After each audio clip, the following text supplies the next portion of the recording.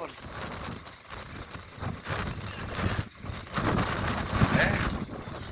No meio do deserto, em Refidim, chega no Refidim, onde Moisés, junto com Arão e Ur, ao levantar a mão, Israel vencia a batalha. Aí diz a palavra que quando Moisés cansou, a mão dele começou a se abaixar, os amalequitas começaram a ganhar a guerra.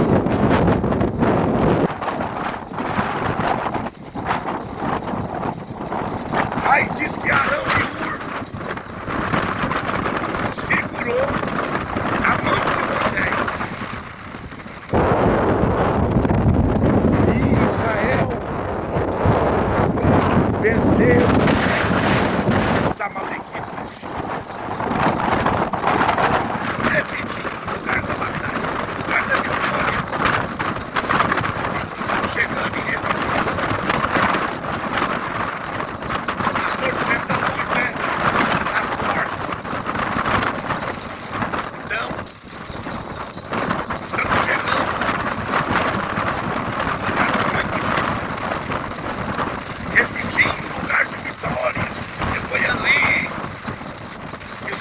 Os amalequitas.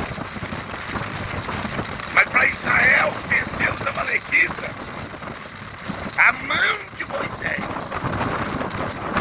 teve que estar estendida. Ou seja, Israel só venceu a batalha porque estava debaixo de uma cobertura espiritual. Estava sob a liderança de Moisés. Não há vitória sem estar debaixo de cobertura. Não há vitória sem estar debaixo das mãos poderosas de Deus. Israel por si só não vencia a batalha. Israel por si só não vencia os amalequitas. Mas a Bíblia disse que Israel estava debaixo das mãos poderosas de Deus. Moisés, com a mão estendida, era o Israel debaixo das mãos poderosas de Deus. Israel estava debaixo de cobertura. Nós precisamos estar debaixo das mãos de Deus. Precisamos estar debaixo de cobertura. Não há vitória sem estar debaixo de cobertura espiritual. Você precisa estar debaixo de cobertura. Você precisa estar debaixo das mãos da sua liderança, do seu líder, do seu pastor.